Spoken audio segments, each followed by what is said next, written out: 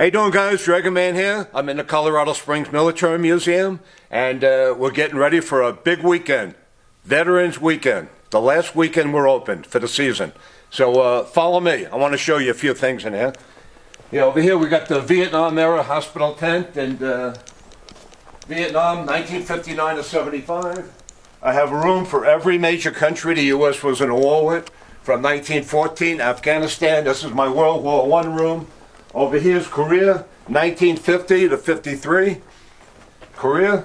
And then we go right into the Vietnam. Here's Vietnam, 1959 to 75. I tell people all about the uniforms and weapons they used. And unfortunately, 58,272 young men, young soldiers didn't come home. Over here we have the enemy, North Vietnam. Vietnam, we cut it to 22nd parallel. Bad guys Hanoi, good guys Saigon. Over here we have the Japanese room, Pearl Harbor, December 7th, 1941. 6:45, 2 waves of Mitsubishi and Kawasaki airplanes bombed Pearl Harbor, a total of 320, and got the Americans into World War II. Here's a picture of President Roosevelt signing the Declaration of War, December 8th. Just 7 hours later, the same day, December 8th, 1941, Hitler declared war on America. Okay, follow me. Over here we got the Russians on this side. We got World War I and World War II British on the left side. And over here we got the Nazi room. This is the most popular room that everybody likes to see and learn about. This is the fastest shooting machine gun in World War II, the MG-42, 8mm bullets, a total of 1,200 bullets a minute. The fastest shooting machine gun in World War II. The ammunition hanging off that machine gun was packed 1938. Everything has dates on it. That's why World War I and World War II stuff is so collectible. Everything is dated. 99% of everything from every country. So anyway, Hitler, he had the fastest shooting machine gun. He had the V-1, the V-2 flying bomb. He had the Bismarck, the biggest battleship. He had the Tiger tanks, the biggest tanks. He developed the first jet fighter way ahead of everybody. But he wanted to take over too much, too fast. And then in 1941, he tried to take over Russia and sent 3 million soldiers to take over Russia in 1941.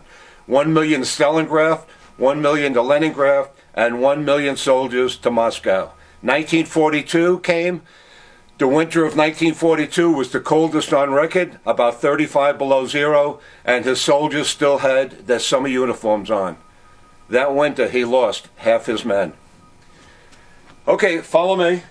If you want to learn a lot about military history, you come see me this weekend, Veterans Weekend. This is a great way to honor our men and women in the service and veterans. Over here we have every helmet, every uniform the Nazis wore, World War I, World War II. See, these are Kaiser Helmets, over 100 years old. Give you an idea, a helmet like this goes for around $2,500. Nazi stuff is really worth a lot of money. We have live machine guns in here, live ammo. That's things government museums would never allow. 95% of everything in my museum works.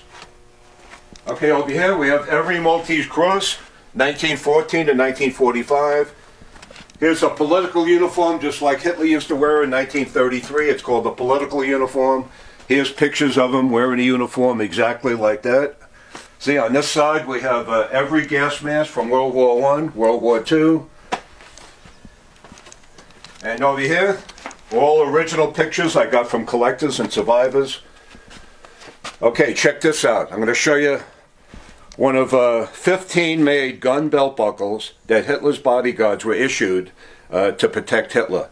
And the serial number is number 1. See, we got number 1 over there, number 1 over there, and check this out, SS number 1. See that? It's one of 15 gun belt buckles. It shoots a .22 caliber bullet, 3 of them. Okay, the way it works, the soldier would have this on his belt. All he has to do is push this lever. See that? The barrel's just popped out. The firing mechanism, the triggers are on the left side. I'm going to push them. 1, 2, 3, and the bullets would fire right out of those little barrels. You want to reload this? Here, you push this lever right here, pull the barrel all the way back, see, and push the top down, see, and you're ready to wear it again. See that? Let me demonstrate it again. You guys ready? Here we go. We're going to open up the belt buckle. There's the barrels popping out, and we're going to fire the firing triggers. 1, 2, 3. And if you look at it real close, see if when this is down, here we're going to push the lever, push this all the way down, and the 22 bullets slide right into the barrels, just like that. Pretty cool, huh? And the serial number, number 1. This is very, very rare. Made out of sterling silver. It's in the history books. You'll probably never see another real one. Okay, come around the turn here. We have the Panther Shroud, 88 millimeter bazooka, like they used in Save Private Ryan. And those are the shells that it would fire. It would penetrate over 3 inches of steel. Over here we have most of the Lugers, the P-38s, the broom handles that they use, the 20 millimeter flare guns with live flares. These are the bicycles that the infantry guys and the Red Cross guys would have used. Over here we have a Souvenir Flag. I have 8 Souvenir Flags now. See, a squad back then was about 8 to 12 soldiers. So let's say they took this flag off a government building in Berlin. Each guy in the squad would sign a flag, and each guy would take a flag home. The reason I hung this one up is because not only does it have the soldier's name on it, but it has the address in America where the soldier lived. That's a real collector's item. Over here's the boots they wear, the hobnail boots, the Luftwaffe boots, the winter boots, the lieutenant's boots, the captain's boots. And see these boots? These were made in the death camps in Poland for the Nazis in 1942 to wear when they were trying to take over Russia because it was so cold that winter. These weigh 7 pounds each. I was real lucky to get this. Okay, you move down a little bit. Here's all the personal stuff the Nazis would have had in their backpack, the letters they wrote home, their cigarette lighters, their cigarettes they smoked. Okay, down here we got stuff from the Warsaw Ghetto.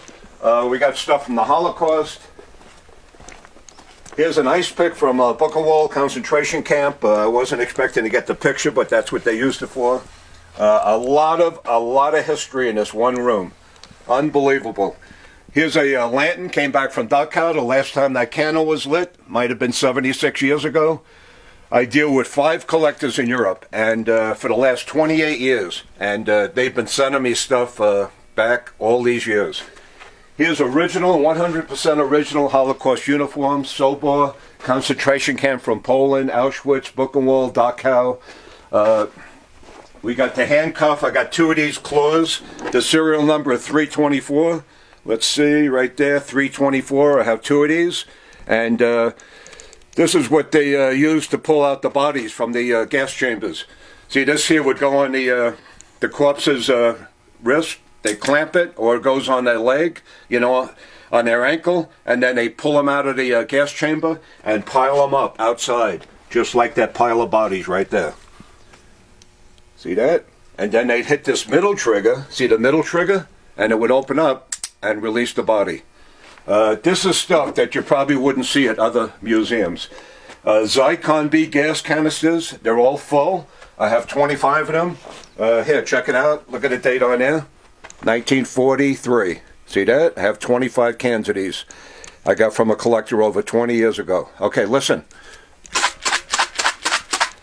If this can opens and the little white pellets atomize, you know, like vaporize with the air and we breathe it, we're dead like in 3 minutes. But this is all original stuff. This is what other museums would never allow. If you want to see the real McCoy, you come to my museum. I have soap from Auschwitz made out of human fat. And when you come see my Holocaust display, I explain a real lot of all the stuff that went on back then. This is very important for people to remember, because hopefully it will never happen again. Okay, guys, any questions, give me a call, 719-683-2200. You guys have a great day, and thank you for watching.